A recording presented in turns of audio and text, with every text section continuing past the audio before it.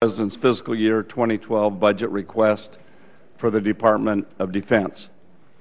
On Monday, I had the opportunity to sit down with Secretary Gates to discuss this request. Based on the information I received, I'm pleased to see that the budget continues to support our military men and women fighting in Iraq, Afghanistan, and elsewhere. The budget provides much-needed increases in several key areas, such as military personnel and missile defense. I'm also pleased that the Department is taking our nation's financial position into account and has identified savings from lower priority programs and efficiencies that can be reinvested into force structure and modernization. As Chairman, I too am concerned that every dollar be invested in core missions of the Department. Now it will be up to us, the members of the Armed Services Committee, to take up this proposal and scrutinize it with a fine-tooth comb. We must ensure that every dollar is spent on the right equipment, training, and support needed by our troops, their families, and the nation's defense. Understandably, there will be winners and losers in this process. Tough choices must be made, but I will not support initiatives that will leave our military less capable and less ready to fight.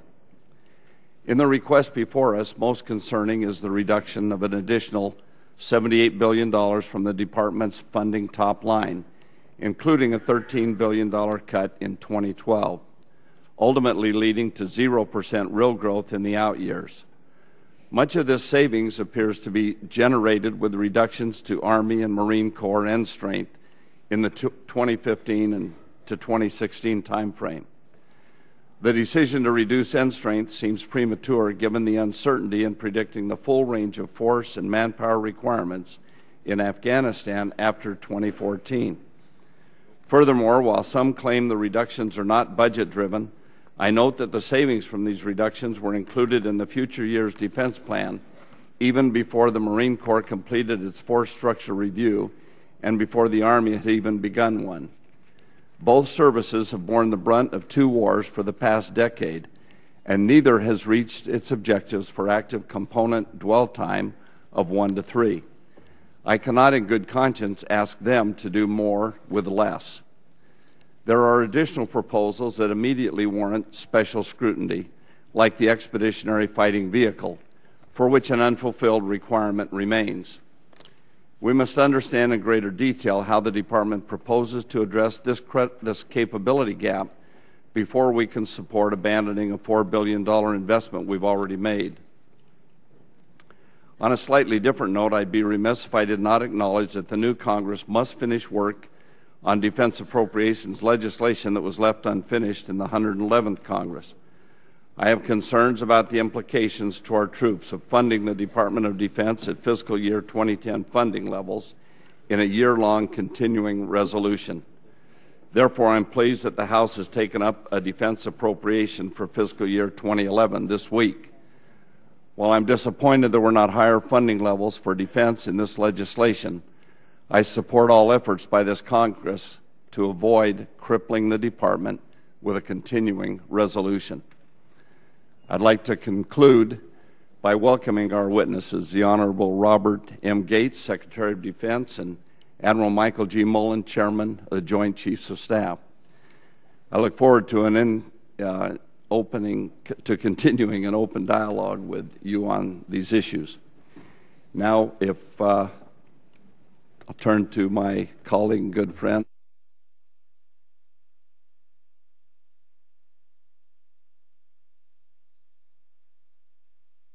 Here, and I want to begin by echoing the Chairman's last comment there about the need to pass a 2011 defense appropriations bill. You all have done an excellent job of explaining to us just how hamstrung you are by having to live with the CR for the last, I guess it's been almost 5 months now, the impact that has. And I would urge all members here to talk with folks at the Department of Defense to get a full understanding of just how that undermines our ability to carry out our national security requirements and how it even reaches over and potentially impacts what our troops are doing in Afghanistan and Iraq. Critical issue to get an appropriations bill done so we're not operating with a CR. And on this budget, I want to congratulate the Secretary and the Department of Defense for, again, making sure that they provide our troops with the equipment and the support they need to do the missions that we all have asked them to do. you, and compliments to this committee as well. Through the years, they have also stepped up to that task, particularly as the wars in Iraq and Afghanistan required much greater speed in meeting those needs. This budget, I think, again, reflects that top priority: make sure our troops get the equipment and support that they need. I also feel that this budget does a good job of trying to confront the budget realities that we are all aware of. It took a very hard and close look at the Department of Defense across the board to try to find savings and efficiency. Less money. We absolutely can do that, and I think that's the most critical point that I want to make. Simply spending money doesn't make us safer. We have to make sure that that money is spent well and efficiently, and I don't think there is anyone who would disagree, looking back at the last 15 years and some of the decisions that have made, with the notion that we can do better, that we can get more for the money that we are spending, particularly when you look at the acquisition and the procurement process. And again, I want to compliment the Secretary of Defense and his team for really taking a hard look at some of the lessons that we've learned through systems like future combat systems, the F-35, other programs that have been more expensive than we would have liked. I think we've learned a lot, and I think we're moving forward in a very positive direction. And we also have to remember, as we look at this budget, two other important factors. The defense budget has grown enormously. 2001, in current dollars, it was $316 billion, went all the way up to $708. So we have had enormous growth, and we now need to figure out how to manage that. And we also need to be mindful of the fact that a strong national economy is critical also to our national security. An out-of-control deficit jeopardizes that economy. So we have to try to make sure that we can live within our means and do the job that we all have been asked to do. And I appreciate the hard work that has been done on that. I want to just add one specific comment before forward of stability operations and understanding sort of our broad national security interests. I think we've learned in Iraq and Afghanistan that development programs can be every little bit as important as military programs in creating a stable and secure environment that protects our interests. And I know the Secretary has spoken out strongly about the need not just to have a strong military, but also to have a strong State Department and a strong whole of government approach as we go forward and try to figure out some of these stability operations. So I appreciate your leadership on that and believe that those two will be important issues. And with that, I look forward to your testimony. Thank you, Mr. Chairman. Thank you. Before we begin, let me comment that we do have a full crowd here today, and I notice there are people out in the hallway that would like to be in here. So I would request that anyone who disrupts this hearing be removed by the Capitol Police.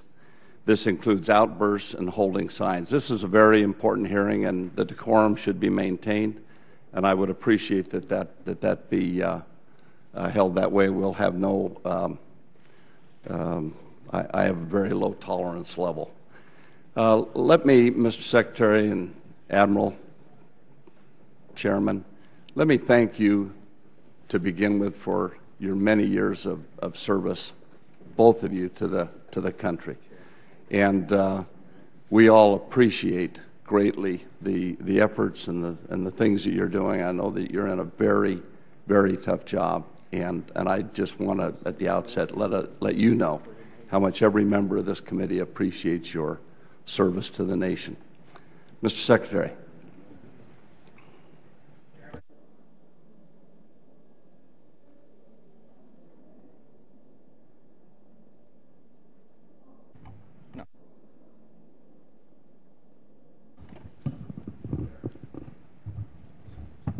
He doesn't get to talk very much anyway.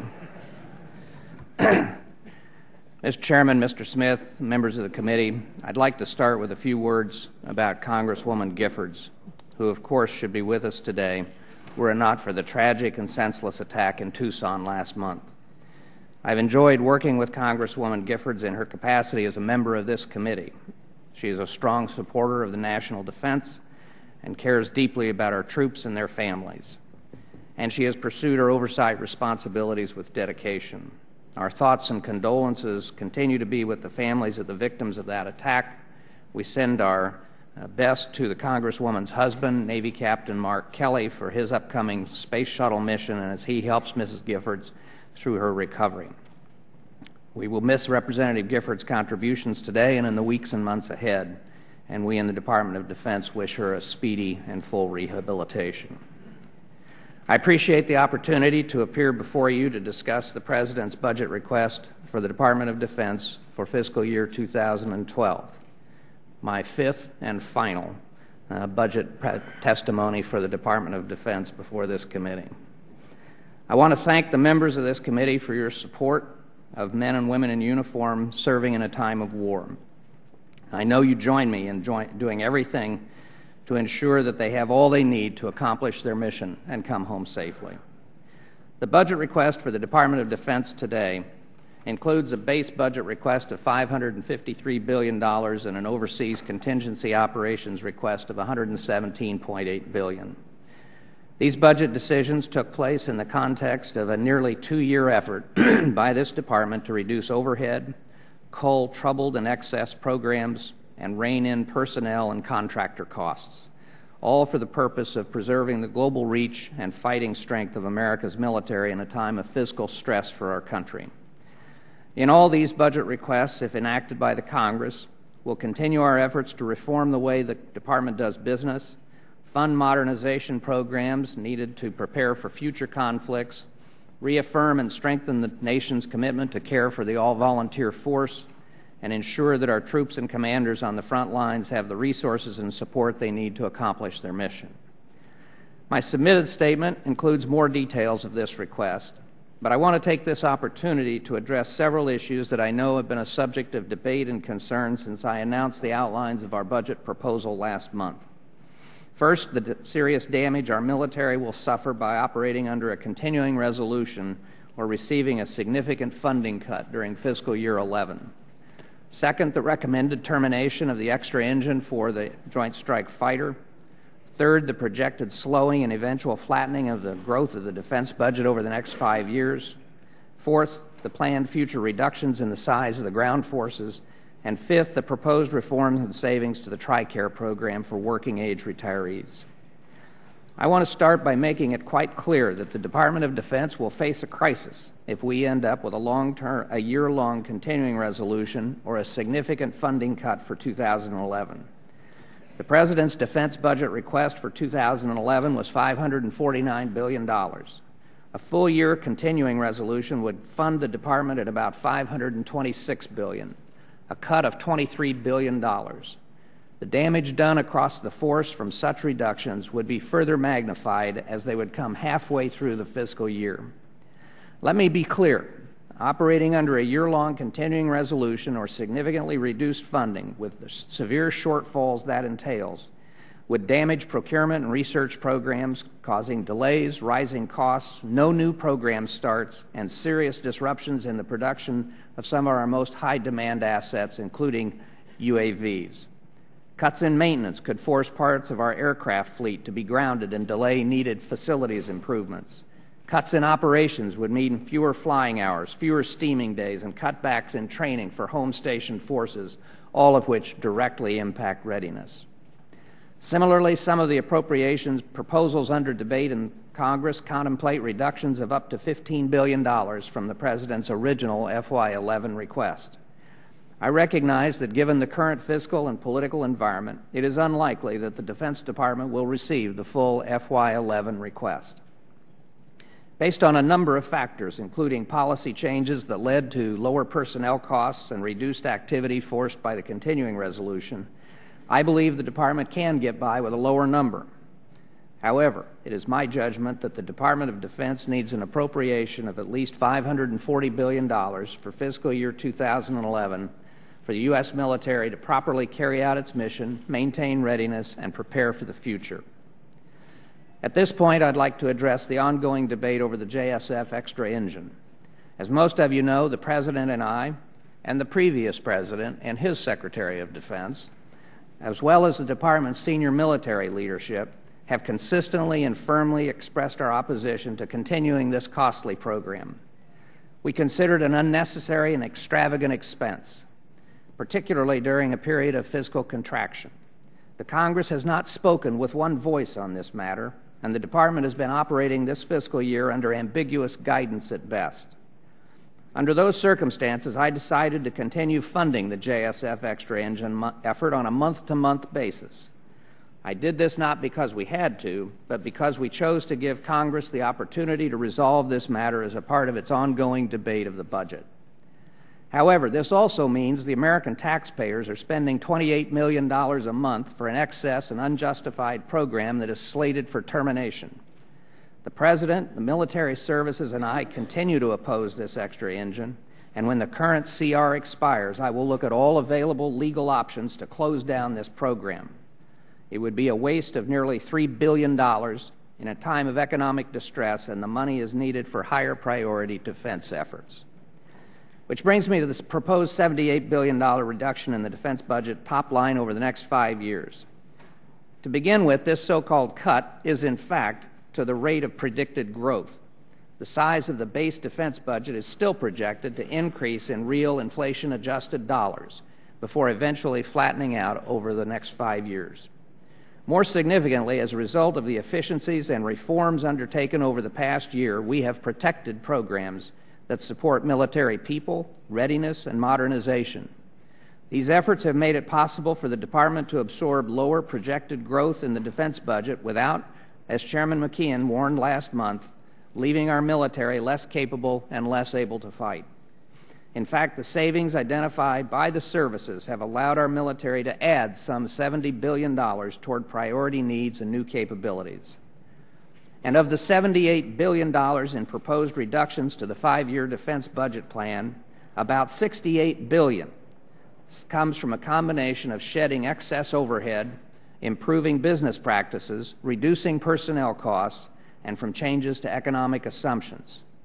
So in reality, only $10 billion of that 5-year total is directly related to military combat capability.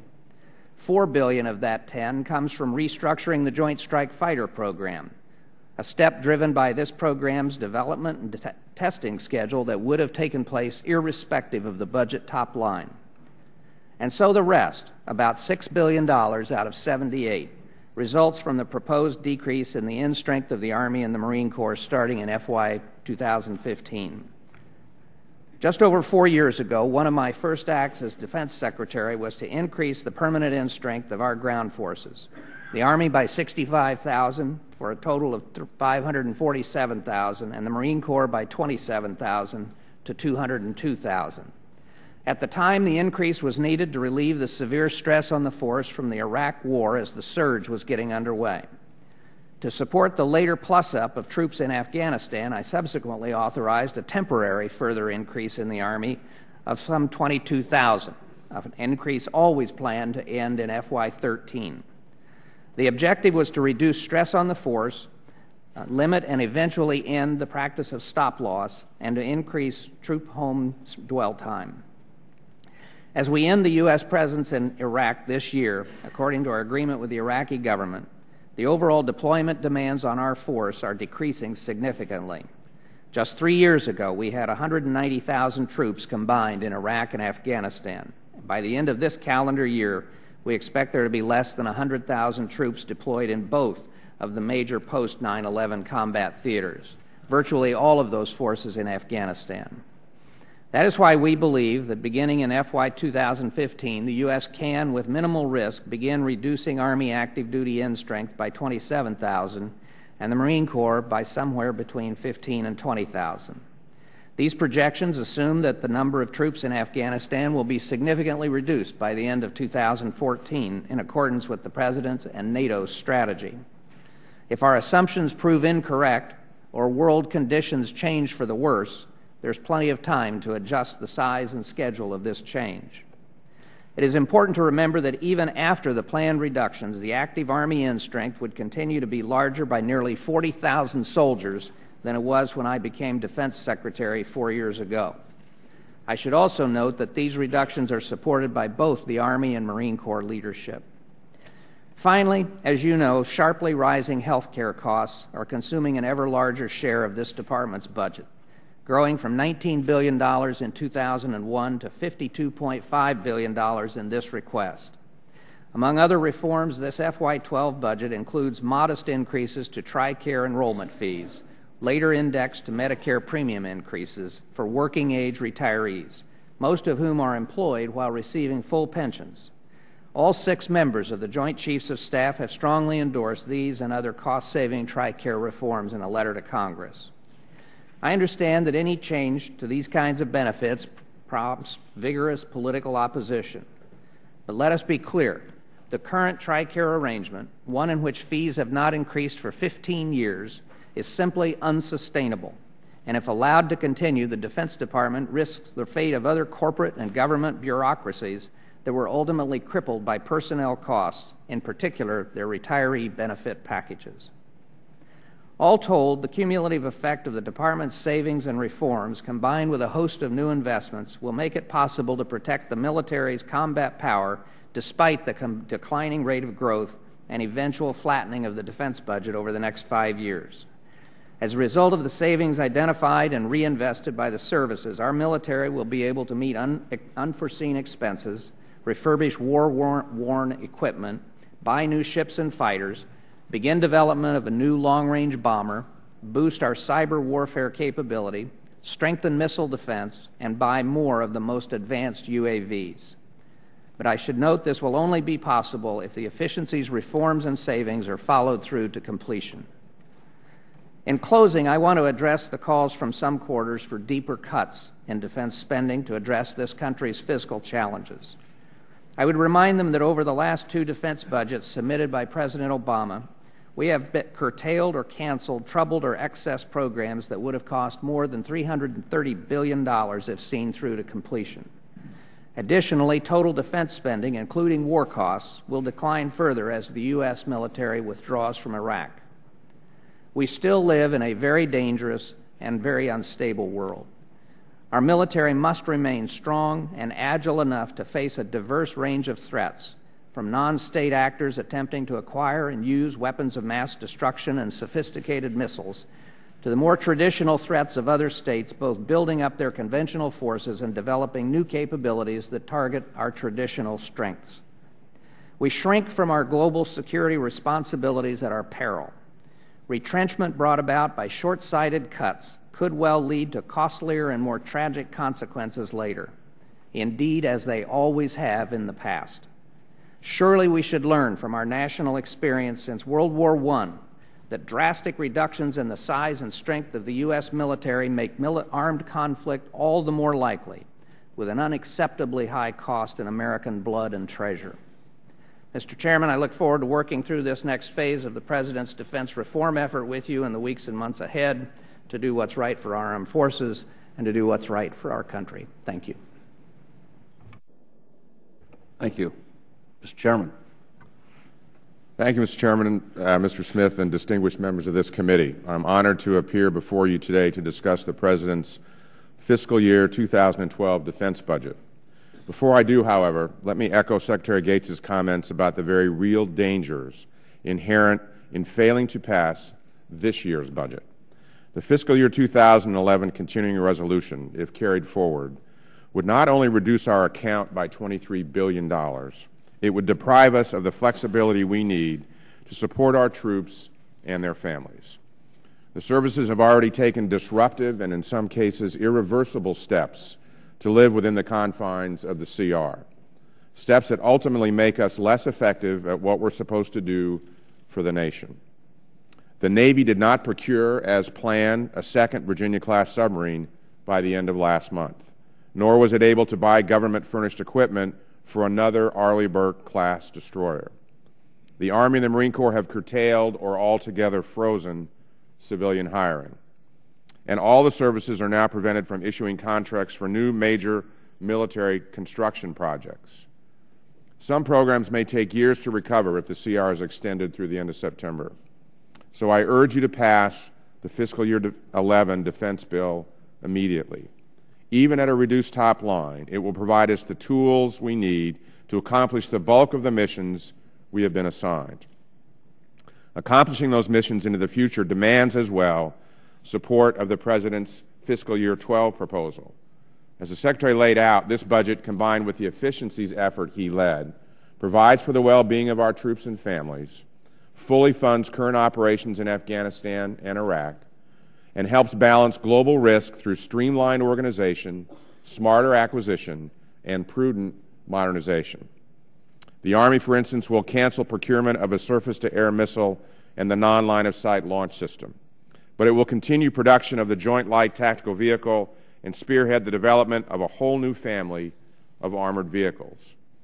The Navy will give up its Second Fleet headquarters, reduce its manpower ashore, and increase its use of multi-year procurement for ships and aircraft, allowing it to continue development of the next-generation ballistic missile submarine, purchase 40 new F-18s, 4 littoral combat ships, and another LPD-17. The Marines will cancel the Expeditionary Fighting Vehicle and, like the Army, reduce their end strength starting in 2015. But they will reinvest the EFV savings to sustain and modernize the amphibious assault vehicle and the light armored vehicle, even as they advance a new concept of operations and restore much of their naval expeditionary skills. And the Air Force will be able to continue development of the next tanker, a new bomber, and modernize its aging fleet of F-15 fighters, all the while finding savings of more than $33 billion through reorganization, consolidation, and reduced facilities requirements. None of this balancing will come on the backs of our deployed troops. We are asking for more than $84 billion for readiness and training, nearly $5 billion for increased ISR capabilities, and more than $10 billion to recapitalize our rotary aircraft fleet. These funds, plus those we are requesting to help build partner capacity in places like Afghanistan, Pakistan, Iraq, and Yemen, all speak to the emphasis we are placing on giving our troops and their partners in the field everything they need to do the difficult jobs we have asked of them. We must also give them and their families everything they need to cope with the stress and strain of 10 years at war. That's why I'm so pleased with the funds devoted to this in this proposal, almost 3/4 as much as the $200 billion budgeted for operations and maintenance, to personnel, housing, and health care issues. As you may know, the Chiefs and I penned a rare 24-star letter to the Senate Armed Services Committee this week, expressing our unqualified support for the military health care program changes included in this budget. We sought equity across all health care programs, with beneficiaries and health care delivery providers having the same benefits as equivalent payment systems regardless of where they live or work. That, in turn, led us to propose increases in Tricare enrollment fees for working-age retirees. These increases are modest and manageable and leave fees well below the inflation-adjusted out-of-pocket costs set in 1995 when the current fees were established. We sincerely hope you will see fit to pass them. Please know that we will continue to invest wisely in critical care areas to include research, diagnosis, and treatment of mental health issues and traumatic brain injury, enhanced access to health services, and new battlefield technologies. We understand that changes to health care benefits cause concern among the people we serve and the communities from which we receive care, but we also understand and hold sacred our obligation to care completely for those who have borne the brunt of these wars, as well as those for whom the war never ends. I'm convinced that we haven't even begun to understand the toll in dollars and in dreams that war extracts from people.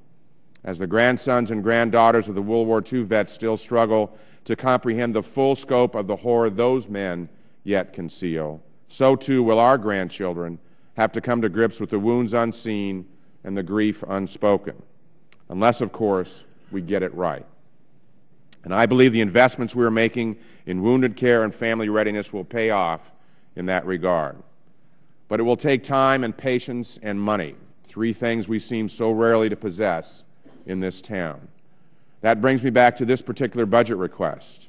With limited resources and 2 wars in progress, we should be prudent in defining our priorities, in slaking our thirst for more and better systems, and in controlling costs. We should also be clear about what the Joint Force can and cannot do, just as we should be clear about what we expect from our interagency and our international partners. Our global commitments have not shrunk. If anything, they have grown. And the world is a lot less predictable now than we could have ever imagined. You need look no further than Tahrir Square to see the truth in that. Foolhardy would it be for us to make hasty judgments about the benefits, tangible and intangible, that are about to be derived from forging strong military relationships overseas, such as the one we enjoy with Egypt. Changes to those relationships in either aid or assistance ought to be considered only with an abundance of caution and a thorough appreciation for the long view, rather than in the flush of public passion and the urgency to save a buck. The $1.3 billion we provide the Egyptian military each year has helped them become the capable professional force they are, and in that regard has been of incalculable value. Of equal or greater value is increased appropriations for the State Department. And our request in this budget for something called the Global Security Contingency Fund, a 3-year pooled fund between the Pentagon and State that will be used to build partner capacity, prevent conflicts, and prepare for emerging threats. The request is modest, an initial $50 million appropriation, along with a request for authority to reprogram an additional $450 million if needed. But what it will buy us is an agile and cost-effective way to better respond to unforeseen needs and take advantage of emerging opportunities for partners to secure their own territories and regions. We must get more efficient, yes, but we must also get more pragmatic about the world we live in. We can no longer afford bloated programs or unnecessary organizations without sacrificing fighting power. And we can no longer afford to put off investments in future capabilities or relationships that preserve that power across the spectrum of conflicts. I've long said we must not be exempt in the Defense Department from belt-tightening, but in truth, there is little discretionary about the security we provide our fellow citizens. Cuts can reasonably only go so far without hollowing the force. In my view, then, this proposed budget builds on the balance we started to achieve last year and represents the best of both fiscal responsibility and sound national security. Now, I don't know what sorts of questions Representative Giffords would ask me if she were sitting here today, but I do know she wouldn't let me leave until I lauded the incredible effort of our troops overseas as they finish one war in Iraq and begin to turn corners in Afghanistan.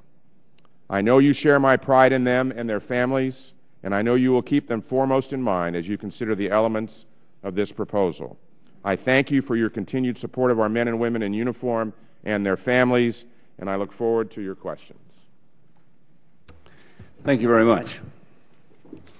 Mr. Secretary, Mr. Chairman, as I stated earlier, I think everyone on this committee strongly supports your request for an appropriation bill that will take care of the work that should have been done last year. But if it had been done last year by the Congress and the administration, we wouldn't even be having this argument and this fight, the thing that we're trying to resolve right now on the floor.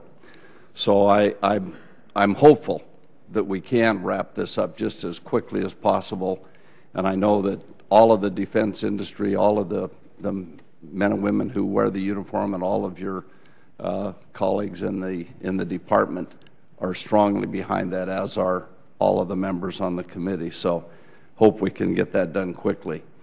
The $78 billion that we're talking about as a cut, I understand that it's not a cut as we would have proposed something being cut this year from last year's budget. But last year, when we were holding these hearings and you projected out the budget for the 5 years, the $78 billion was included in it.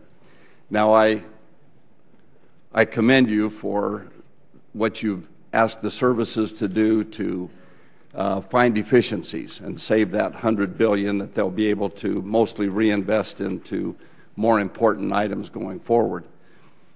And I guess we'll continue to talk about the outgoing years in outgoing years, but we all understand we're in a tough financial situation in the country, and I think we all need to work together to make sure that whatever reductions in future spending, we all work together to make sure that it doesn't cut into our men and women in serving in harm's way and their families. One of the concerns I've had as we've gone through the QDR and hearings last year and this year, it seems to me that the budgets are not driven by so much defense needs or procurement, and the things that we're talking about spending aren't driven by threat needs. They're driven more by budgetary concerns. And as I indicated in my opening statement, reductions to the Army and Marine Corps end strength. I can remember when you came, Mr. Secretary, and how hard it was to increase the size of the force. And I understand that even with these reductions, there still will be a larger force than when you became Secretary 4 years ago. But as I look around the world and see what's happening, the recent events in Egypt and Yemen and Asia and other threats around the world, I have great concern about cutting the end strength. And so my question's revolving around that. Is the reduction in end strength conditions-based? If so, what metrics will the Department use to reevaluate this decision going forward? At what point will we decide, and what measurement will we use to decide if this is the correct number to decrease our strength, and when will that decision be made? What was the 2016 end strength presumed by the QDR and during development of the National Military Strategy? And finally, how will this reduction in end strength affect the objective of 1 to 3 dwell time for the active force? Let me start and then ask the Chairman to add in. I would say that first of all, I would say that it is conditions-based. And as I said in my opening statement, if our assumptions about, for example, the drawdown in Iraq prove incorrect, then I think we'll be in a position to change this decision and add to end strength further, well before 2015, or at least find other ways to deal with the dollars so that there isn't a reduction in end strength. I would say the key metric is, and the most predictable variable is in fact the drawdown in Afghanistan. A big assumption in this is that we have a very much smaller presence in Afghanistan at the end of 2014 than we do now, and I think you will know as early as the end of 2012, beginning of 2013.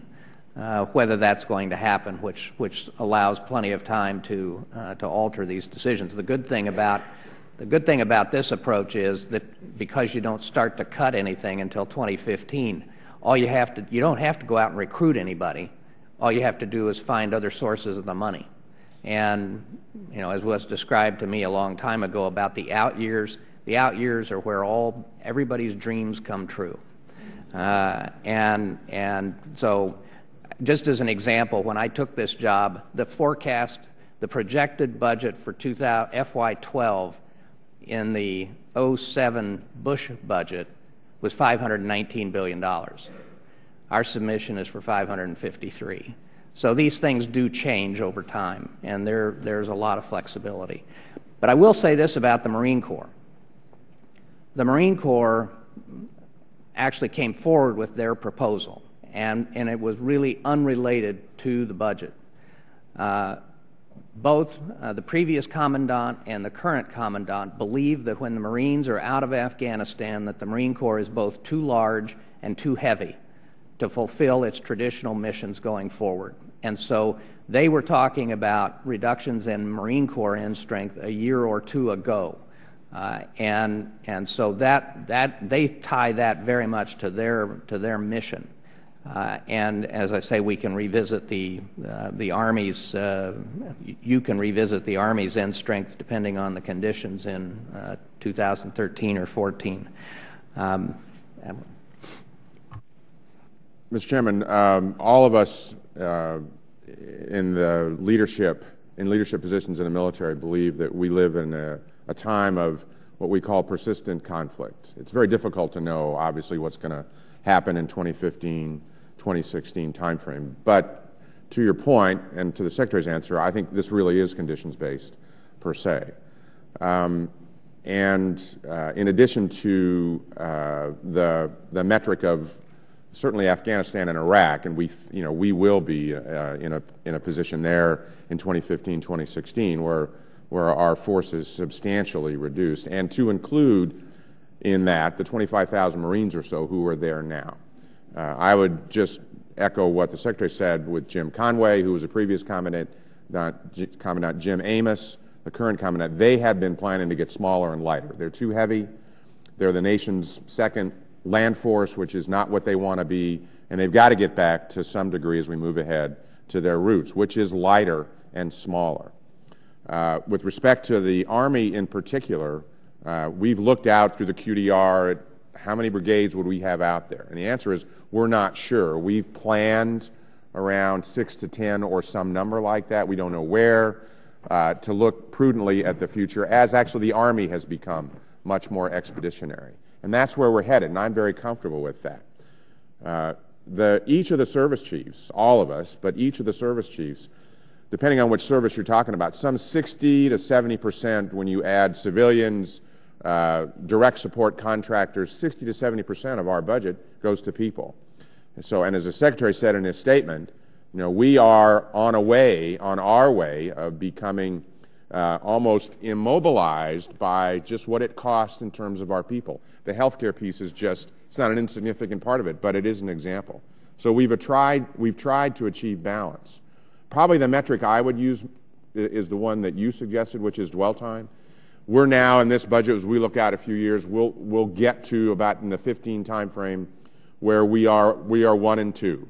I think the Commandant would sit here and say that's probably about where he wants to be in terms of rotating his force.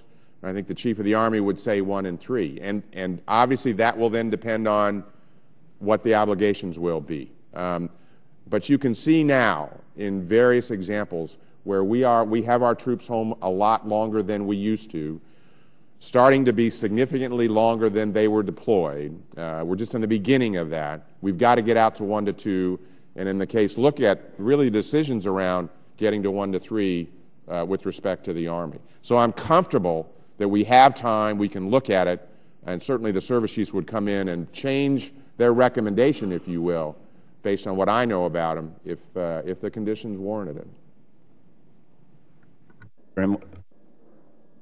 Thank you very much. Ranking Member Smith. Thank you, Mr. Chairman. Actually, I have 2 sets of questions. Congresswoman Gifford's staff has submitted to me some questions that she has, and I thank both of you for your kind words on her behalf. And they focus on Department of Defense energy issues, something that Congresswoman Giffords has worked a great deal on, and basically using efficiencies and alternatives to deal with our energy needs and reduce our energy consumption. She had introduced a bill, the Department of Defense Energy Security Act in 2010.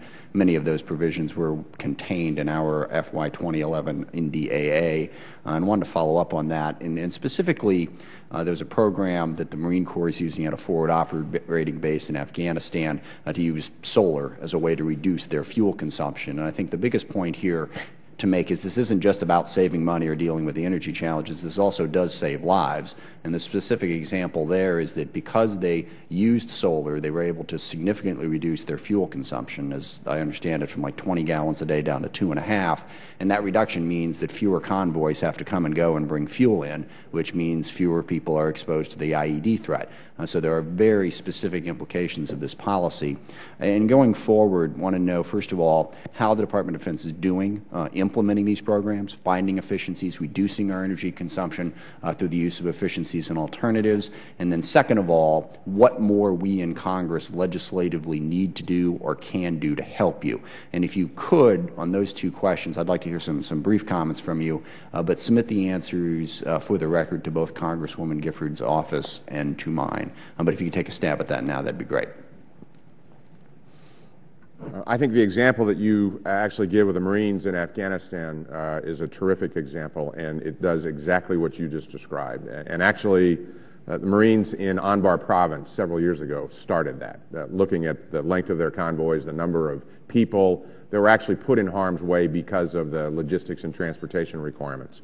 That has kicked in over to the Army and actually across all the services. I mean, so I think the efforts with respect to improving and reducing energy dependency are significant. The Secretary stood up a very, very strong office to oversee this, to both integrate the efforts. The investments are there. The Air Force has, from my perspective, led the way with respect to synthetic fuel, use of synthetic fuels in aircraft. The Navy has picked up on that. So there is a significant effort across the board. There are green investments taking place in the Marine Corps out in 29 Palms, for instance, that just straight solar energy. The reductions that base commander are seeing are significant as well. That is also starting to be put in place in other bases around the country. So we're sharing the ideas. We know that we've got to reduce our dependence significantly, and the leaders are focused on that. We've seen some of the results, but we have expectations they'll be significantly greater in the future. Yeah, and I think Mr. Secretary, go ahead. Sorry. I'm just going to make two quick comments. First, I think credit needs to be given particularly to the Secretary of the Navy, Ray Mabus, because I think the Navy has a really aggressive program in terms of reducing energy use.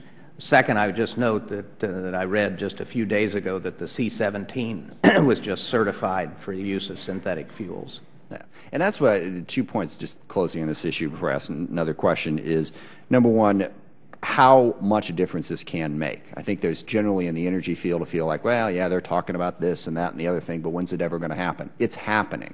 And I think the military is out front. Every base that I visit, and there are many, always talk about they're doing this, that, or the other thing on energy and how much they've reduced their energy consumption, how much more efficient it is. And then I think the challenge really is to get it to scale. Is as all these experiments are happening, sort of quickly find out, okay, here are the three things that just work the best. Let's get them service-wide and get them implemented. So I think you're making enormous progress there. We thank you in that. And like I said, if you could submit a more detailed answer to Congressman Gifford's office in mind, that would be great. I appreciate it. Just two quick areas I want to ask about. One, as I mentioned in my opening remarks, development assistance is becoming a greater part of our national security. Stability is the goal here.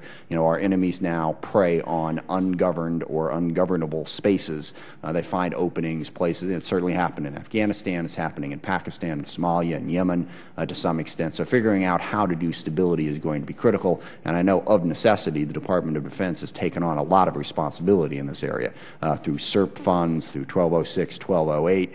And part of the problem there is these are responsibilities better done by, in some cases, the State Department or Department of Agriculture or other areas that know more about those. But you guys have the money. And you've got, you were the forward-leading folks. You were out there in the field having to figure this out. And, frankly, there was not sufficient support elsewhere, so you had to do it. The question is, how do we begin to transition that responsibility? Because it's not a core responsibility of the military in many instances. It is a core responsibility of folks in other agencies. But how do you make that work? How do we make sure those other agencies have the support they need? How do we transfer the funds? How do you envision that playing out?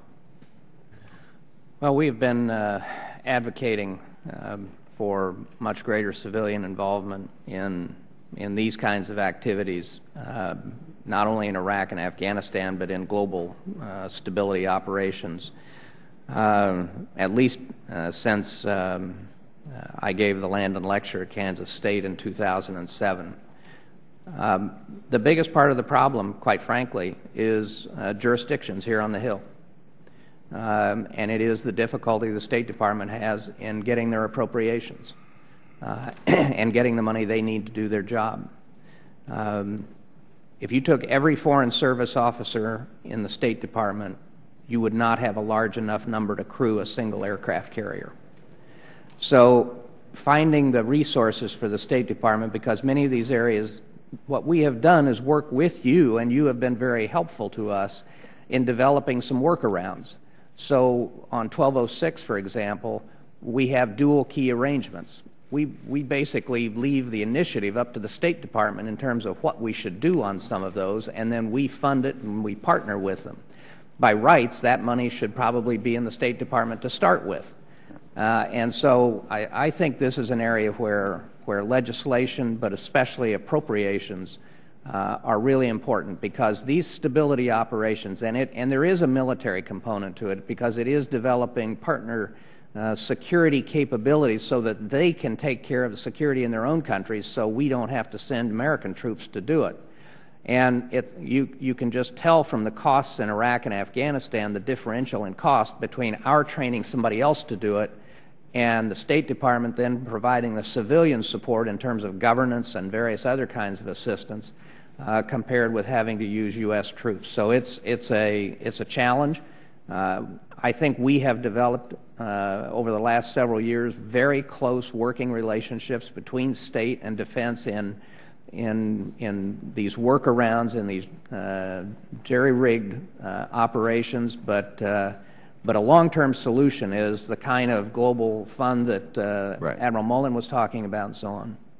Thank you. And you're absolutely right. I mean, security has to be a key component of any sort of development going forward. You don't have security, you can't do that. And I think the Philippines is an excellent example of where a very small number of our forces train the local security forces. And you don't hear much about what's going on in the Philippines, and that's a good thing. And then you look at Iraq and Afghanistan, and you can see that the alternative is just so much more costly. It's beyond imagination. Just one final comment. When we're trying to figure out going forward dealing with the difficult budget environment that we have, and trying to anticipate threats, trying to make sure that we're ready for whatever comes next. I just want to make sure that the people are aware of the fact that you cannot be ready for everything. From my earliest days in this committee, one of the things that struck me was, every day we come and we talk about some threat, and then we talk about how we're not doing enough to be ready for it. And I get that. But if you were to look out at the world and imagine every possible threat, and say that the job of this committee, or your job, is to make sure that we spend enough money to be ready for any and all contingencies. The defense budget, well, it might not be infinite, but it would be darn close.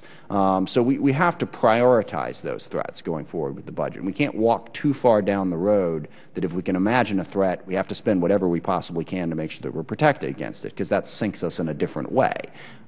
We really have to prioritize, and towards that end, I think that the key going forward to get the right budget is to really look at the requirements. I mean, it starts with the QDR. It starts with once we decide that there is a requirement, we then have to fund it.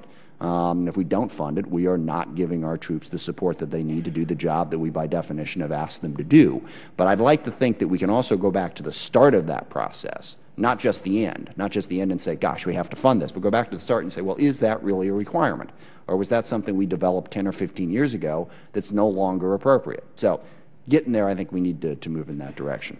Let me make just two quick comments about that. First of all, if you look back to every time we have engaged in a military operation since the Vietnam War, we have a perfect record.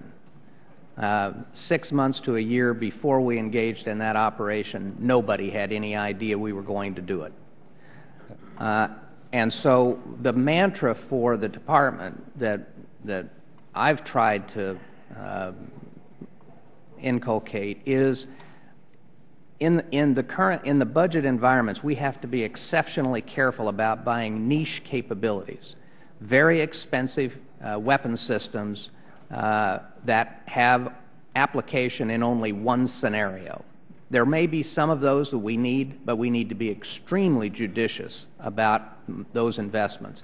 But our overall approach ought to be the broadest, the most flexible range of capabilities to cover the broadest range of conflict, so that a C-17 is going to be applicable whether we're dealing with a near peer or whether we're taking aid into Pakistan.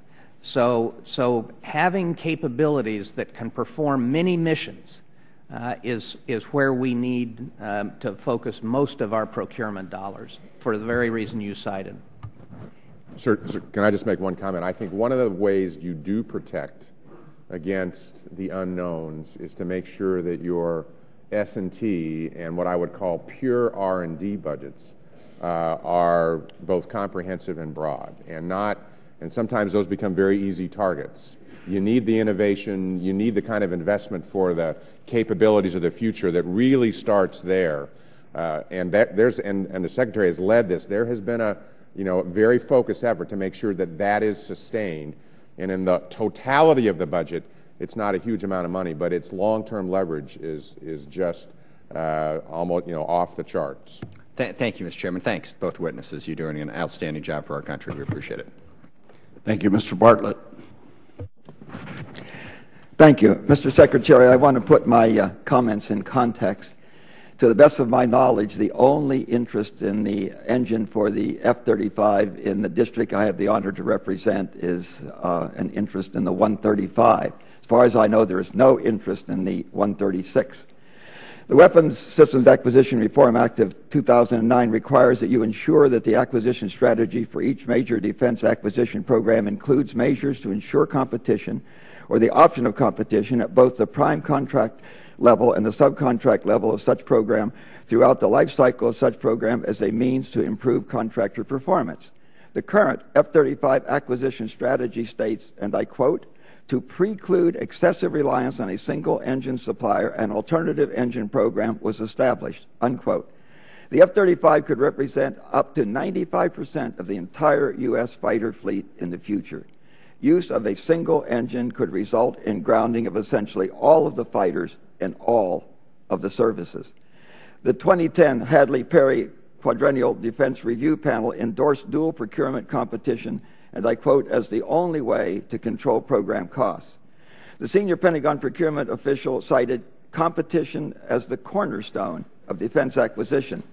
The Pentagon's last update of the F-35 alternative engine business case indicated the competitive engine is at the break-even point in net present value. After having opposed dual-source procurement for the littoral combat ship as not being, quote, real competition, unquote, the Pentagon signed a dual-source procurement contract at the end of last year with the two bidders for the LCS. Sir, for the past 2 days, 2 papers have been circulated to the Congress here. One of them on Monday, one of them on Tuesday. They are unsigned and undated. It simply says prepared by the Department of Defense. The Office of the Secretary of Defense for Legislative Affairs has refused to respond over the past 3 days to why these papers are not dated or why they were not provided to the Armed Services Committee. Sir, when I was a little boy, my mother impressed on me that an intent to deceive was the same thing as a lie. In each of these papers, there is a statement. The F-136 alternate engine is currently 3 to 4 years behind in development compared to the current engine program. And yesterday's paper said, and the F-136 engine is already 3 to 4 years behind in its development phase. Sir, the second engine, you know, was started 4 years after the first engine. As you know, the first engine is now about 24 months behind in its development. I understand that the second engine is just 2 to 3 months behind in its development cycle. So in reality, had they both been started at the same time, the second engine would now be well ahead of the first engine. Sir, are you comfortable that these 2 missiles that have been gone through the Congress for the last couple of days do not constitute a violation of the statute that prohibits the Pentagon from lobbying the Congress? I'm not in the slightest aware of either one of those documents. The only document that I'm aware of is the letter that I sent to Representative Rooney, I think, yesterday or the day before, and I can assure you it was both signed and dated. I will just tell you, well, that was your question. Sir, these 2 papers are circulated. I will have them bring copies down to you. They are unsigned and undated, and the Office of the Secretary of Defense for Legislative Affairs refused to respond over the last 3 days as to why these papers are not signed or why they were not provided. And they're provided to everybody else in the Congress except the Armed Services Committee, is my understanding. Are you comfortable, sir, that this does not constitute a violation of the statute that says that the Pentagon cannot lobby Congress? Well, let me see the papers and find out the background before I make a judgment on them.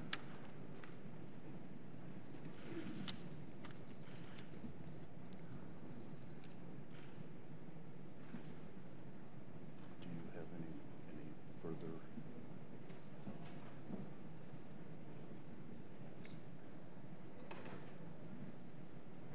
Thank you, and we will. We would, after you have a chance to peruse those, if you would please respond to the gentleman in writing. We'd appreciate that. Mr. Reyes. Thank you, thank you, Mr. Chairman. Gentlemen, welcome, and thank you for your service. Let me add my concern to the issue of the reductions in strength for both the Army and the Marines, given some of the challenges that we know we're going to have in the next few years in the Horn of Africa and other areas. So I do hope we're careful with those reductions, because in the final analysis, the ones that pay the price are the servicemen and women and their families. In most recently, we've learned over the last 8 years that in activating and using the reserve forces, a lot of unintended negative consequences impacted those families. So I also want to urge caution there. The other concern that I have is yesterday it became a national story about a lawsuit filed by former veteran women that are alleging what I think is a hostile work environment and sexual harassment and other things. I know you're probably not in a position to comment on that, Mr. Secretary, but I would like to work with your office to better understand exactly the circumstances that led to this lawsuit. Well, if I may, let me just say, and obviously what I can say is limited by the fact of the lawsuit, but let me just say a couple of things, because this is a matter of grave concern, I suspect, to everybody in the room. First of all, I have zero tolerance for sexual assault, and I've worked with Chairman Mullen and the Joint Chiefs and the service secretaries to see if we're doing all we can to prevent and respond to sexual assaults. I've had multiple meetings with the senior leadership of the department on this issue over the past 4 years, established 4 critical areas of departmental focus: reducing stigma associated with reporting, ensuring sufficient commander training, ensuring investigator training and resources, and ensuring trial counsel training and resourcing. We've hired dozens more investigators, field instructors, prosecutors, and lab examiners. We've spent close to $2 million over the last 2 years to train our prosecutors so that they're better able to be successful. We have expanded the sexual assault response coordinator and victim advocates tenfold, from 300 to 3,000, and we now have those advocates at every base and installation in the world, including in Iraq and Afghanistan. The court-martial percentages have increased from about 30% to 52%. So we are making headway. The fact is we aren't where we should be. It is a matter of grave concern, and we will keep working at it. Yes. Sir, I would certainly more than just echo what the Secretary said in terms of zero tolerance. This has been an issue, actually, over the course of the last 6 or 7 years. It has been an issue of great focus, and it is unacceptable that we haven't gotten where we need to be on this. We know this is an extraordinarily difficult issue, and I know, both as a former service chief as well as knowing the current service chiefs, it's an area of focus. It wasn't that long ago. It was a significant area both in the combat zone, in Iraq. There still is enough anecdotal information coming out of both Iraq and particularly in Afghanistan to certainly be of concern. What the Secretary said in terms of the investments, in terms of improvements in education, focus on leadership, is exactly right. But we also have, I think, we still have significant work to do, and the leadership is focused on that. Thank you. Let me just mention quickly 2 other things. First of all, I represent Fort Bliss, who in the area of green energy is hoping to be off the grid by the 2015-2016 timeframe. That's a huge compliment to the work that you're both supporting in terms of alternative energy. And then the last thing is I would urge you, Mr. Secretary, to work closely with the Secretary of Veterans Affairs to find a way to computerize as servicemen and women come out of active duty into the Veterans Administration jurisdiction, that there be a way of doing a better job through automation. Thank you very much. Thank you, Mr. Chairman. Thank you. Mr. Thornberry. Thank you, Mr. Chairman. Ms. Secretary, I thought that the sentence you have towards the close of your statement was that retrenchment brought about by short-sighted cuts could well lead to costlier and more tragic consequences later, indeed as they always have in the past, is a very powerful statement to me. I think it's a warning to all of us, somewhat related to the conversation you were having with Mr. Smith about 6 months out, we never know what we're about to get into. And I guess it's that feeling that really you expressed better than I could that leads me to be concerned about not just end strength but force structure in the future. I noticed that the independent panel of the QDR, chaired by Steve Hadley and former Secretary Perry, with all these people you know well on it, expressed their concern about a growing gap between our interests and our military capability to protect those interests in a complex, challenging security environment. That's along the very same lines you were talking about with our diverse, complicated, difficult threats, and their conclusion was that they believe the current size and current end strengths of the Army and Marine Corps should be retained. And I heard what both of you said, that this is conditions-based and we'll see how it goes and we can change our mind.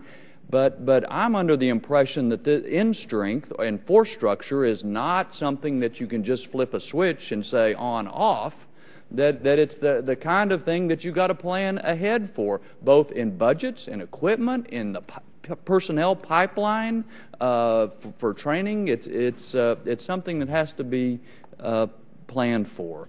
And so I guess I would appreciate a little more of, especially since this is, you say, your last appearance before us, a little more of your thoughts about not just end strength, but the force structure moving ahead with the kinds of threats that at least we understand are on the horizon: failed states, trouble in the Middle East, the kinds of stability operations that y'all were talking about from a financial standpoint, but all of that is very manpower intensive. And so I would appreciate your thoughts about how we on this committee can best prepare us to deal with those kinds of challenges ahead, even if we don't know exactly what they are. Well, first of all, as I look ahead, I think, as I say, and as both the chairman and I have said, the end strength that I approved in 2007 for both services will remain in place at least until 2015, and could be those plans could be altered depending on circumstances. As I look around the world, and we were talking about stability operations, one of the areas that where we have had a significant expansion of capabilities over the last few years has been in our special operations forces, and they often play the training role that Mr. Smith was talking about in these stability operations. And one of the big moves we've made that's not been noticed very much is that this increase in soft capabilities over the last 2 or 3 years has been moved out of the supplementals and into the base budget, so that those soft capabilities that we will use in a lot of these unstable conditions that we look around the world and see will be sustained even once we stop getting overseas contingency appropriations and so on. I will tell you the areas of force structure that worry me a lot, and they are areas that this committee in the years to come is going to have to address. For example, the number of our surface ships. The a number of the Navy ships that were built during the Reagan years will basically reach the end of their planned life in the 2020s. And where the money comes from to replace those surface ships or to get to 313, which is the Navy's goal from the 287 we have now, I think is going to be a challenge, and especially if you put it alongside for the Navy acquiring a new ballistic missile submarine. For the Air Force, is the Air Force, in fact, in 2020 or 2025 going to be able to afford a new tanker, an F-35, and a new penetrating bomber? So there are some tough choices in terms of big capabilities that are coming down the road. They're not facing us right now, and what we have been able to do is to give future Congresses and future presidents choices, because we are making investments in things like the SSBNX, like the new bomber, and so on. But down the road, when procurement starts, there are going to be some very tough decisions that are going to have to be made. Thank you. Ms. Sanchez. Thank you, Mr. Chairman, and thank you, Admiral and Secretary, for being before us again today. And Secretary Gates, I just would like to thank you for your service, because you've obviously, serving under two presidents, just have been really wonderful to work with. And I think so many of us here who have been on this committee for a long time really appreciate your candor and your desire and to work with us to make things better at the Pentagon. So thank you for that. You know, we find ourselves in two wars, and it's been, I don't know, I'm losing track, maybe about 8 years. And when you're in a time of war, there's always the, fog of war, and you want to fund, you want to make sure you win, you want to make sure your soldiers and airmen and seamen and Marines and Coast Guard and all are taken care of and have what they need when they're on the front line. And so I think what we've seen is really an increase in monies, at least over the 14 years, now 15 years that I've been on this committee. But, just in January, the Department of Defense came out with the report stating that in the past 3 years, the Pentagon had awarded $285 billion to companies that were defrauding the Pentagon. $285 billion in 3 years. And I know when I look through your budgets, and I've talked to you and we've worked through, that you are taking extensive initiatives to bring efficiency and savings to the department. And I know we set up the task force with Mr. Andrews on this committee to do acquisition in a different manner, and we believe that we will find some of this fraud, and we will contract in a different way, and we will begin to see some savings from that. But when something like $285 billion over 3 years occurs, it really is working against all the hard work that you and others and some on this Congress have done in terms of getting rid of the waste in the department.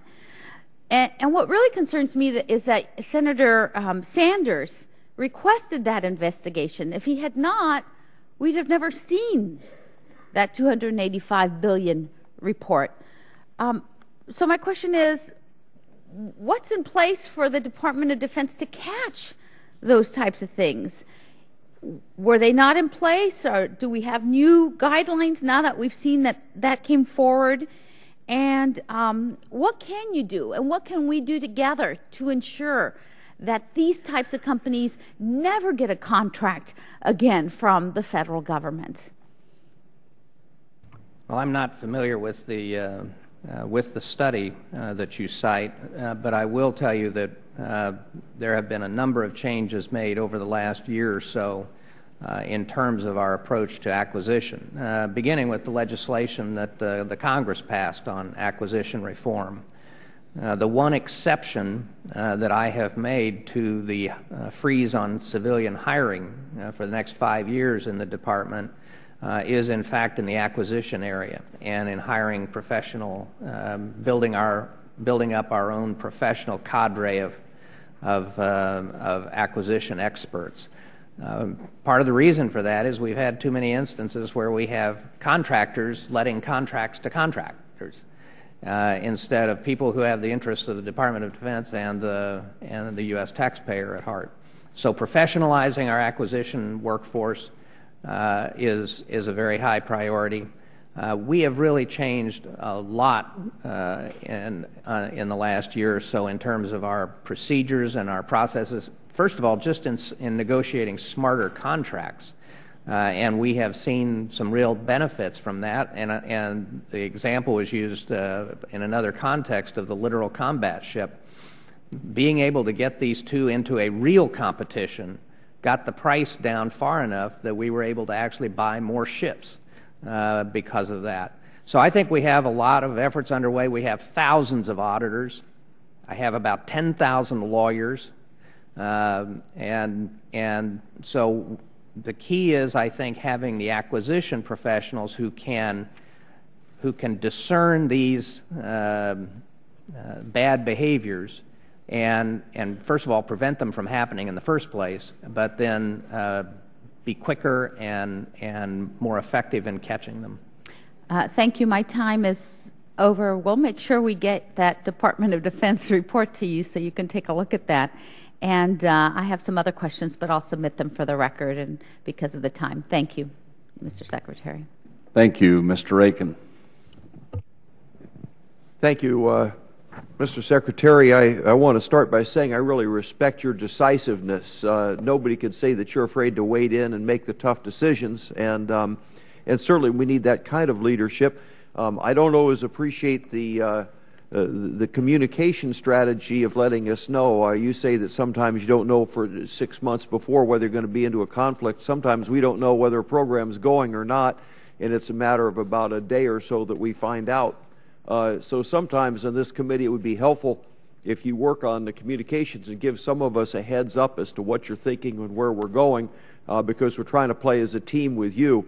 Particularly in that regard, I've shifted over. I'm now on the Budget Committee and trying to help people to understand the difference in growth of entitlements and what's happened to the defense budget as a percent of GDP. As you know, the defense budget's gone very much down since 1965, and entitlements are whatever it is, 600 or 700% increased. But we need to make the case to make sure that you're not so pinched on money that you can't get the job done. So I hope that you look at us as partners and helpers and things. So if you're going to all of a sudden, for instance, going to whack the expeditionary fighting vehicle, which happens to be in our committee, it'd be helpful to have some idea that you're thinking about that. As we move from full speed ahead to all stop, it's a little helpful to have a heads up on it. I was interested to hear you reflect on where you were concerned about where we are overall. I also am concerned about the number of ships.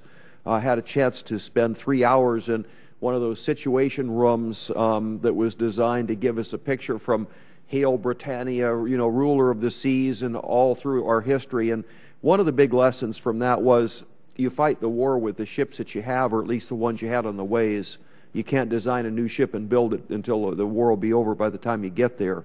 My concern was we were talking about a 313-ship Navy. We're down to 287, and as you point out, when you put the ballistic missile submarine or something in there, boy, that budget just blows up. So I certainly hope we can work on whatever we can do to try to continue on the building. The other thing, the expeditionary fighting vehicle, I don't really give a rip what particular platforms we have, but it seems to be non-negotiable that Marines have to get from the ocean to the land, and they've got to get there quick enough and not seasick enough and not full of diesel fumes enough that they can actually fight when they get to shore.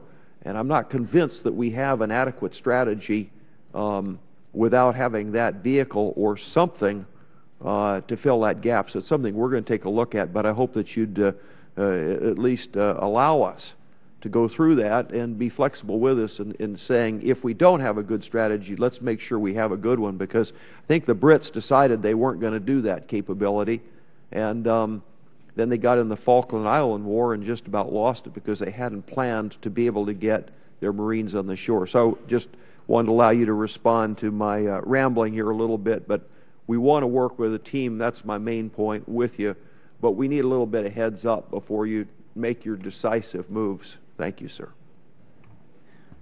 Well, first of all, on the EFV, let me just say publicly and for the record, the Department of Defense totally supports the Marine Corps in a firm requirement for an amphibious assault capability for the Marines.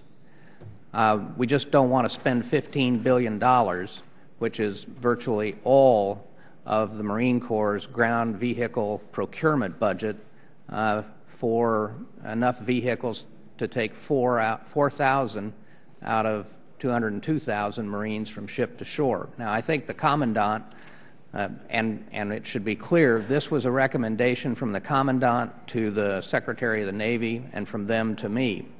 And I think we should also understand the Commandant does have an alternative plan in terms of first accelerating the Marine personnel carrier, second upgrading part of the existing amphibious assault vehicle fleet, and then third designing a new amphibious assault vehicle, but one without the expensive, exquisite capabilities of the EFV. So there is a commitment to this, and there is money in the FY12 budget to begin pursuing this.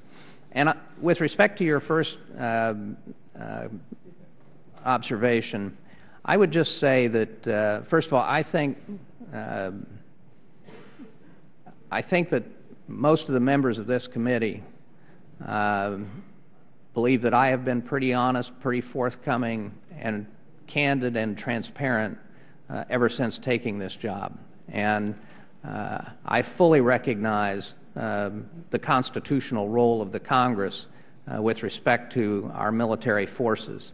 And in fact, in my first commencement address at the Naval Academy, spoke to the midshipmen about that very fact and the importance of Congress and for them to stay apolitical, among other things. But at the same time, I have to have a disciplined decision process inside the Department of Defense. And to tell you the truth, until a few years ago, the place leaked like a sieve.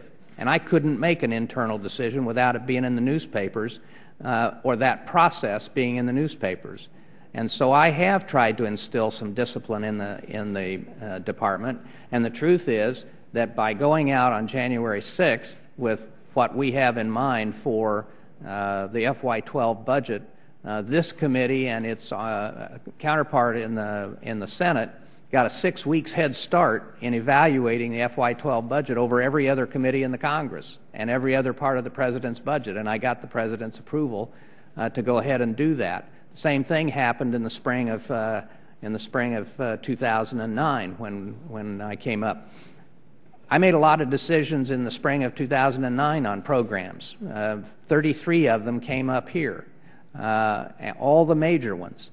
And in every single one of those, the Congress had an opportunity to evaluate it and decide whether to go forward or not. Right now, 32 of the 33 are in law. So I think that I absolutely agree with you. We need to do this as a team. But I also have to have a disciplined decision process inside the Department of Defense so that I can get everybody's point of view. People can speak up in meetings, can disagree, and we can work things out before making a decision. Thank you, Mr. Andrews. Thank you, Mr. Chairman. Thank you, gentlemen, for your service. The highest compliment I can pay you is that you reflect the same level of excellence the men and women that you lead. And we appreciate all three of your service to our country. I apologize for not being personally present during your testimony, but I have read it. And, Mr. Secretary, I wanted to direct your attention to page 4 of your written testimony, which goes into a list of the savings that you are proposing. First of all, let me thank you for proposing them. I think too often the debate here has been trivialized by people who I think incorrectly say our military budget's just too large because it looks too large without being able to talk about the needs the country has.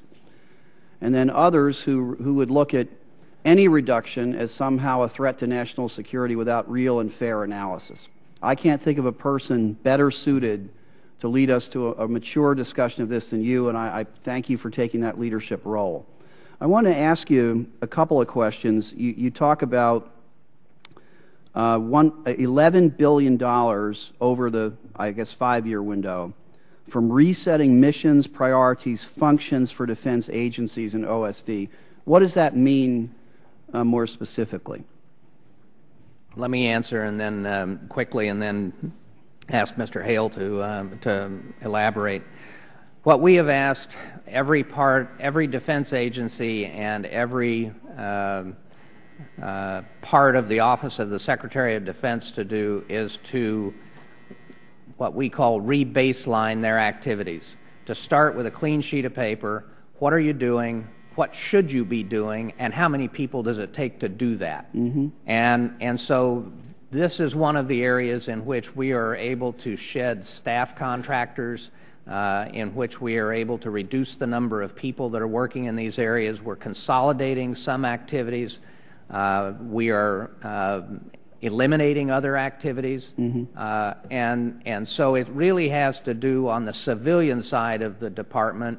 How do we make the defense agencies and OSD itself more efficient and find savings? And so that's the basic umbrella. If I may, this goes to your premise of your earlier arguments, which I understand as being finding ways to make more efficient what we do in our logistical operations so that we can become more effective in our actual defense activities. Is that a fair summary of what you're trying to do? Yes, sir. And the defense agencies have a lot of people and a lot of money, and they've grown a lot over the last decade.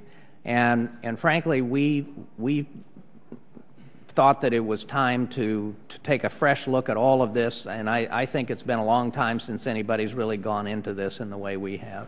Mm-hmm. Did you? Because I am one who would be eager to try to work with you to find more savings in these and other areas, and I think you'll find that there are members of both parties willing to do that.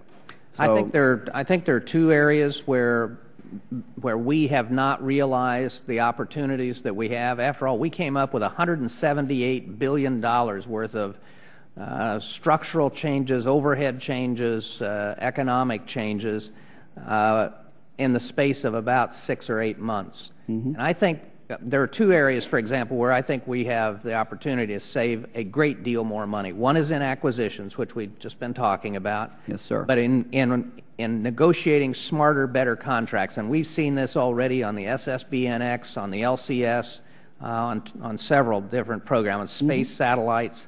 The other, though, is in information technology. Mm-hmm. And we got to start on that in this effort, but it's just complex enough that we haven't gotten as far as we would like. But I think those are just two areas where we could do a lot more. Many of us, Mr. Secretary, are eager to be your partner in that effort. I want to thank Secretary Hale in particular for being very accessible and very precise whenever we need to speak to him. Let me say one thing that I would leave you with, that I would take some personal responsibility for and hope that some of our colleagues would. You have $1 billion for eliminating unnecessary studies and internal reports. A lot of them emanate from us. And there is a tendency when we want to try to change the law to settle for, well, we'll just put a provision and ask the Pentagon to do a report. And as someone who's violated that rule myself, I'd be willing to try to not do that in the future and try to urge our colleagues to do the same thing. We'll give you some ammunition. From now on, all reports, whether they're internally commissioned or externally commissioned, will on the front page have what it costs to prepare the report. You should also put the name of the person who asked for it. Thank you, Mr. Secretary. Thank you, Mr. Forbes. Thank you, Mr. Chairman. And Mr. Secretary, thank you for being here today. And I want to just say how much we respect your office, and I hope that you won't conclude that it's disrespectful if we try to get your answers concise enough to fit into the 5 minutes we have. But it's just oftentimes so difficult for many of us, at least on this side, to get information from the Department of Defense. One of the things that we saw on January the 26th, when your Deputy Secretary, Mr. Lynn, was here, he testified that the Department had failed to comply with the law requiring audited financial statements be filed annually in the years 2007, 2008, 2009, 2010, all years, of course, that you were Secretary of Defense. And my first question is, for any of those years, 2007, 8, 9, or 10, were you unaware that the law required that DOD file audited financial statements? I certainly was not aware that we were in violation of the law. So you did not know that you were in violation of law. The second question, Mr. Lynn further testified that no such statements would be filed this year, but he said that it was a priority of the Department of Defense that you get in compliance and that you had a plan to do it. Has that always been a priority of yours since you've been Secretary of Defense? Yes, it has, and in fact, I think if you go back to testimony 4 years ago, the person who had the job before Mr. Hale had begun the planning and execution of getting us to a position where we could comply with the CFO law. Mr. Secretary, if I could, I don't know if we have an opportunity to put it up on the screen, but hopefully we will, and on the monitors. But if not, there's a chart right over here, and there it is going, but it might be hard to see. But you can see this screen over here, and I'm wondering if you recognize that website at all.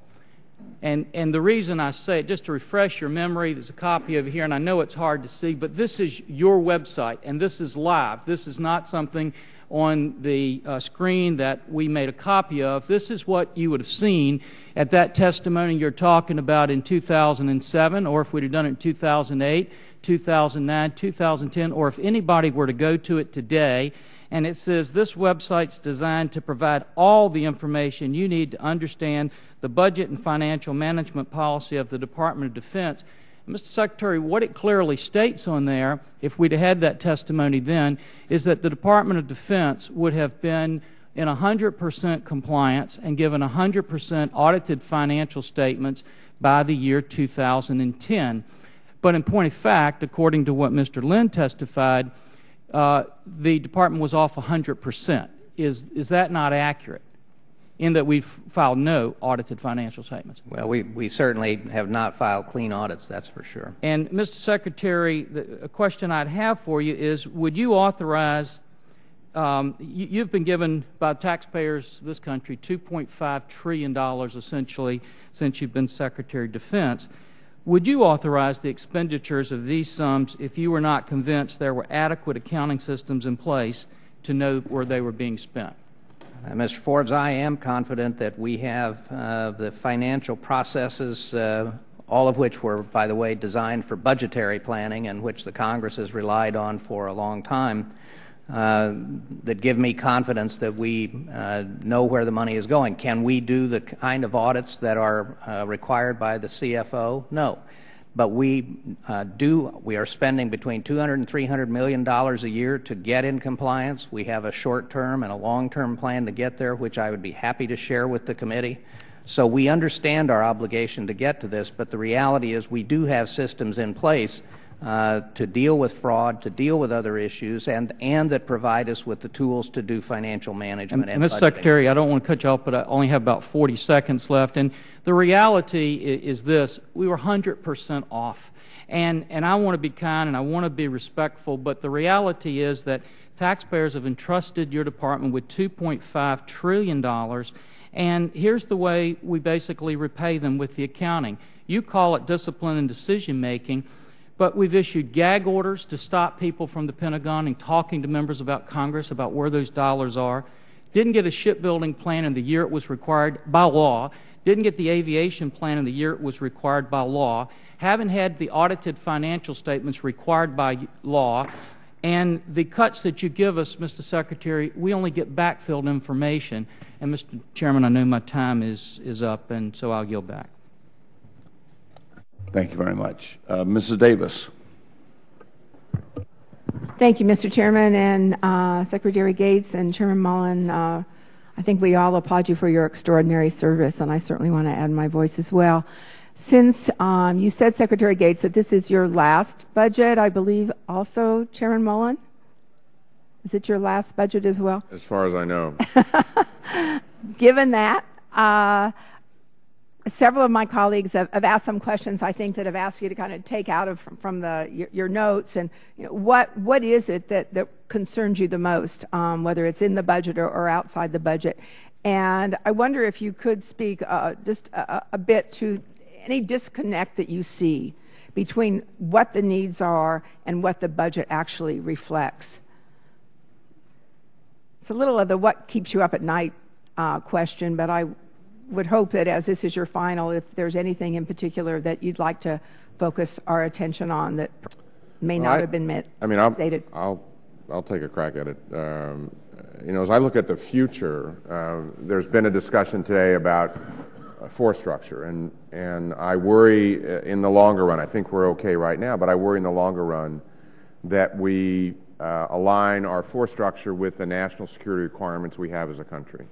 And at some point in time, with the force structure we have, we're going to have to start saying there's going to be some stuff we're going to need to stop doing.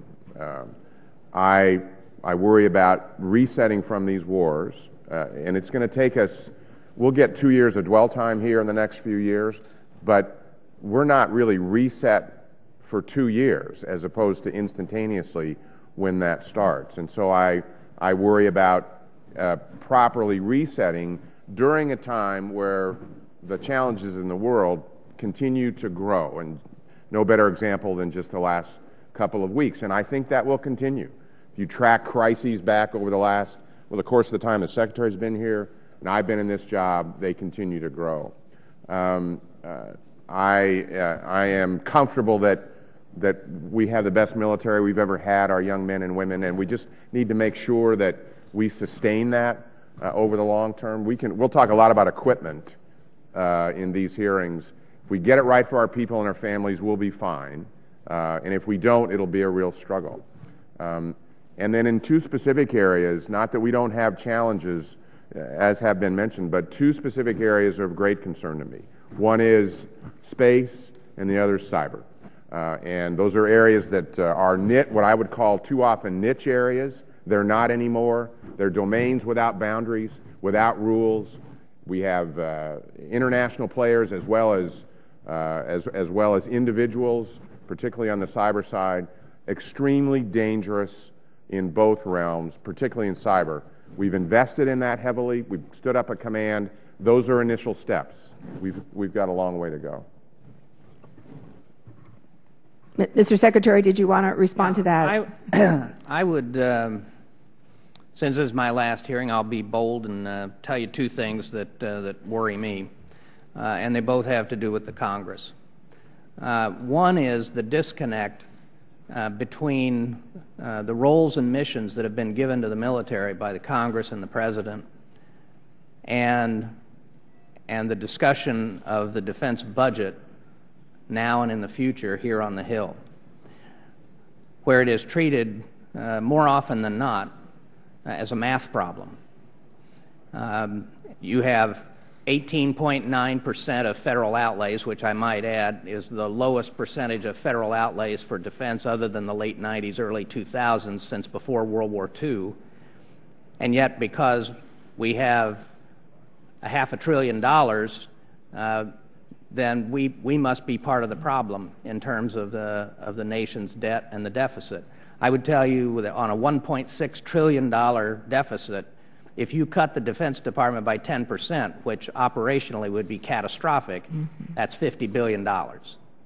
You haven't gotten very far toward dealing with the deficit. The second thing that I worry about is that what we have found in the executive branch is that the elements of the different parts of the executive branch are increasingly integrated in the way they deal with problems. The State Department and the Defense Department and AID. And yet the jurisdictional lines here on the Hill are such that you don't get to see the overall national security picture that we see in the Situation Room or that the President sees, that brings intelligence and the State Department and defense and these different elements together and integrate those. And I think it's a challenge because this is becoming more and more the case in the problems that the nation is dealing with in national security. And yet the Congress continues to have essentially a stovepiped approach to dealing with these issues. And this is one of the reasons the State Department doesn't get enough money. And so as you all think about the future, those are two things that concern me. Thank you. Thank you, Mr. Chairman. I'll submit other questions for the record. Thank you. Thank you. We're going to turn to Mr. Wilson. and then we're going to take a 5-minute short break. Mr. Wilson. Thank you, Mr. Chairman. And Admiral, Mr. Secretary, thank you for being here today. And in particular, Admiral and Secretary Gates, I want to thank you for your service as you highlight the conclusion of your careers in the military, serving our service members. I do have the same concern of our chairman. It's a bipartisan concern. I was listening to Congressman Reyes, and that is with the drawdown, with the forced reduction in the Army and Marine Corps. I'm very concerned the effect on dwell time. I'm very concerned about the effect on morale of the service members, on their families, the consequence of them not feeling secure as to their military futures, of people who have been so dedicated to our country. With that in mind, and it's been stated that it's going to be conditions-based, Mr. Secretary, what flexibility will there be for the service chiefs in terms of the conditions? And I would, it's my view that the conditions have even changed in the last month with the instability in the Middle East, the potential of facing an asymmetric enemy on a broader scale that would require more boots on the ground. Well, I think that your concern about an asymmetric threat is correct. And I would tell you that I think that those who will face this asymmetric threat to the greatest extent are, in fact, the Air Force and the Navy, particularly as we look at capabilities that China and others are developing, the kinds of activities that the Iranians are engaged in, and North Koreans, and so on. That's why we put a freeze on both the Air Force and the Navy in 2007. We're drawing down their personnel, and we stopped that. And so there are no drawdowns planned for the Air Force and the Navy. As I said earlier, the Marine Corps, this is their idea, and I think you need to talk to General Amos and get his thinking and his logic in terms of why the Marine Corps ought to be smaller and lighter, assuming we come out of Afghanistan. And I would tell you, the kinds of instability that we're seeing in the Middle East now, it is difficult for me to imagine circumstances in which we would send U.S. ground forces in any of those situations. Those are problems that are emanating from within those countries, and it's primarily a diplomatic challenge for us, although I would say if you ever wanted proof of the value, as the chairman said in his opening statement, of the value of our military assistance to Egypt over the past 30 years, it has been in the behavior of the Egyptian army over the past 3 weeks and their professionalism in dealing with the kinds of situations they have. But look, 2015 is a long way away, and I think that the department, and we're talking about $6 billion. So I think that the service chiefs have a lot of flexibility in terms of if they determine in 2013, 14, thereabouts, that drawing down from 547,000 or from 187,000 in the case of the Marine Corps or of 202,000 rather, then they can obviously make that pitch. I would tell you, though, a lot's going to depend on who's the Secretary of Defense and who's the President, because there had been opposition within the Department of Defense to increasing end strength when I arrived, and that's why it hadn't happened. Previous chairman of this committee had been a strong advocate of increasing end strength, and many of you had been as well. But it didn't happen until you had a different Secretary of Defense, so that will matter too, as well as the service chiefs. And I do want to commend the surge, I think successful in Afghanistan. I'm very grateful that so many of the Army personnel were trained at Fort Jackson that I represent, Parris Island Marines, making such a difference. Also, in regard, Secretary, to the National Guard, what is the status of our equipping of the National Guard for their domestic and foreign capabilities? This is a real success story. This is something that I'm pretty proud of. When I came to this job, the equipment on hand across the nation on average for the National Guard was about 40%. It's now in the mid-70s. The historical equipment on hand for the Guard is about 70%, so we're well above that. But more importantly than that is that they're getting first-line equipment. They're not getting hand-me-downs from the active force. They're getting the same high-quality, high-tech equipment that the active force is. Thank you very much. The committee will take a 5-minute recess and reconvene at 10 minutes to 12.